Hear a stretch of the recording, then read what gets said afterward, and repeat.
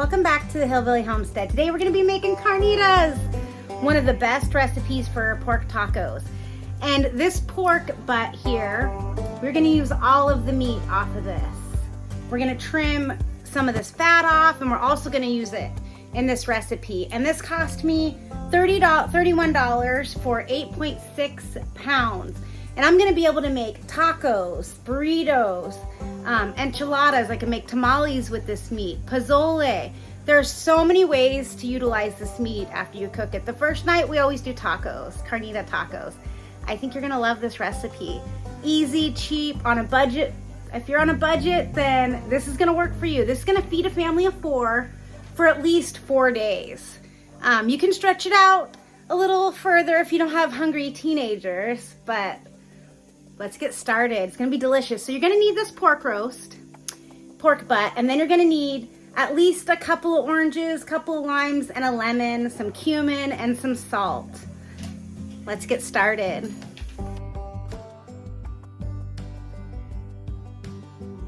So we're gonna start by trimming all our fat off, and we're gonna put that in our pan. I'm using a large tin. It's a little bigger than a 13 by 9, I believe. I usually use a glass 13 by 9. That will also work great for this. So we're gonna trim all this extra thick fat off of here. And that is gonna render down while we're cooking our meat. And carnitas means fried pork. So that's basically what this is. It's a fried pork. And it's very similar to American pulled pork in the texture that it comes out. It just has this really crunchy outside. So we're gonna cut some pretty big chunks here. Nothing has to be cut against the grain or a certain way, just nice chunks, so that as the meat cooks down, it's gonna cook for about 3.5 hours. It crispens, and when you pull it apart, it is delicious and moist. We are also gonna use the bone to make a delicious pork bone broth that you can use to make pozole with your leftovers. That's what I'm gonna do. Or you can use it for any soup base. I also use the pork broth to make my rice that we're gonna have with dinner, our Spanish rice. So once you've got that cleaned really well, you can take this pork bone and you can trim all the meat you can off of it. We don't wanna waste anything here, especially with the cost of food right now. I'm gonna put this in a bag and set it aside. Once my meat goes in the oven, I'll start the pork bone broth.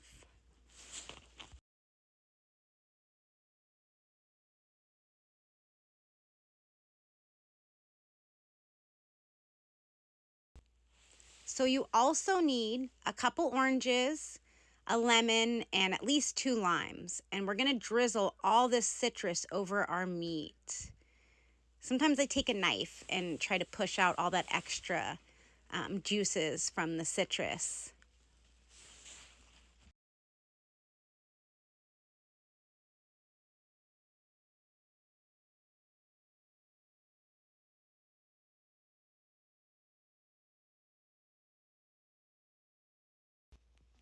Once we have all our citrus squeezed onto our meat, we are then gonna season our meat, and we are gonna use some cumin, about 3 tablespoons or more depending on how you want the taste.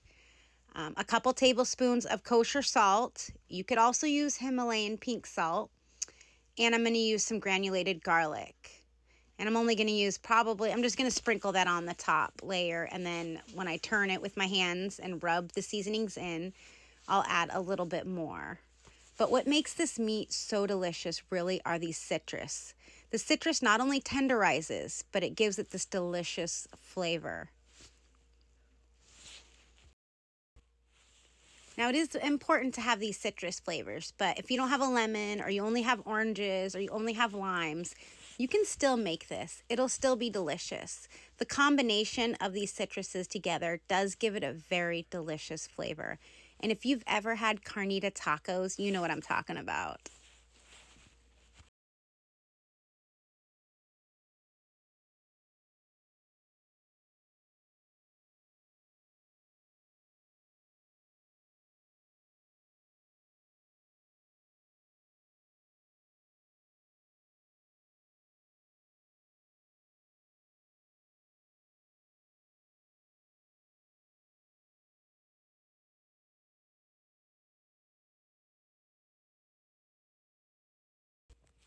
Now you want to make sure you season it good, and what I'm going to do here is after I season it, I'm going to rub that seasoning in, turn it over, and season all the meat to make sure that it evenly gets seasoned.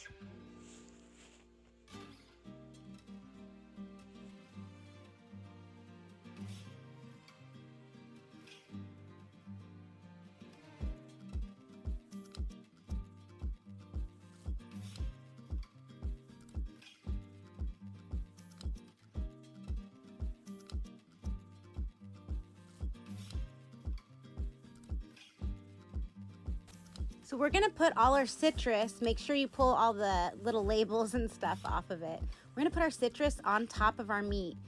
And we're gonna cook this covered for 1 hour with the citrus on top. And as you pull it out with your tongs, you can squeeze the rest of the juices out of the citrus. It just helps with some extra flavoring for the meat. We don't wanna waste anything, and we also wanna get the most out of everything.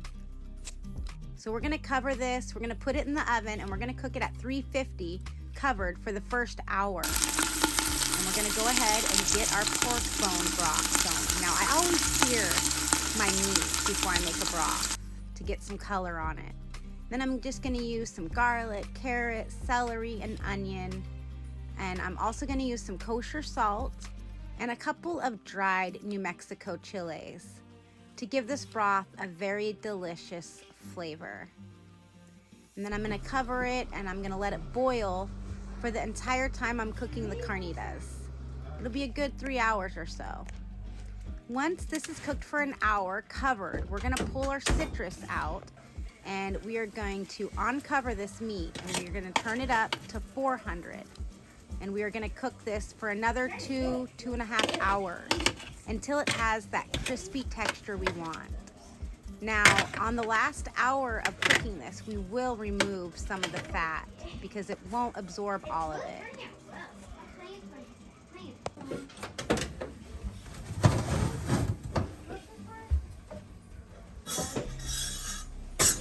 So I'm on my last hour of cooking the carnitas, and I'm gonna take a ladle, a spoon, and I'm gonna take a couple cups of this fat out. I'm gonna leave a small, probably about 1/4 of an inch of fat left in the pan. That way it can still get nice and crispy, but I don't want it greasy. It's okay to have a little bit of fat in the pan when it's finished. As it cools, it'll absorb a little bit of that fat too. And it's not just fat, it is our citrus juices, and that's what makes this meat so delicious. Look at that. It has this crunchy, super citrusy flavor. And you can make all kinds of meals with this. I've even made some barbecue sandwiches with leftover carnitas. It's a good filling for empanadas, enchiladas, tamales, tacos, whatever you want. I really hope you enjoy this recipe.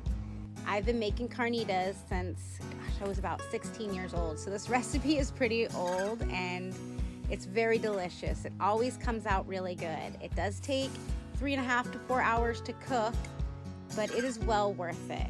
And then I'm lucky because I have some escabeche I made, which is the pickled carrots and jalapenos. And then I've got 2 different types of salsas I made, a chile verde, and then I have a chipotle salsa I made. And I made some Spanish rice, but honestly, we don't usually even eat any sides. We just make tacos with this for the first night.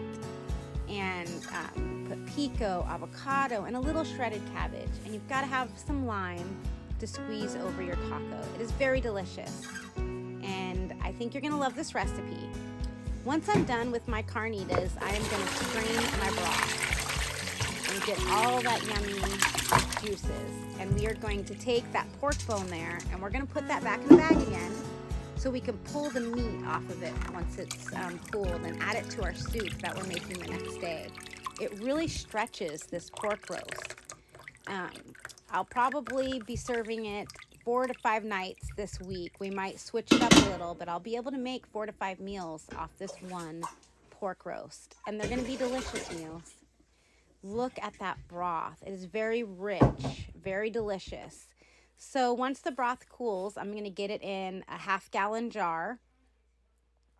And then I'm going to put it in the fridge. And I'll take the fat off the top, and that'll be my soup broth for tomorrow. And we will do a recipe on the pozole with the leftover bone broth. That'll be day 2 of our pork roast. Thank you so much for watching my video. Please click like and subscribe and make some carnita tacos. Your family will love them. It'll be better than going out to any Mexican restaurant. It'll also be a lot more affordable than eating out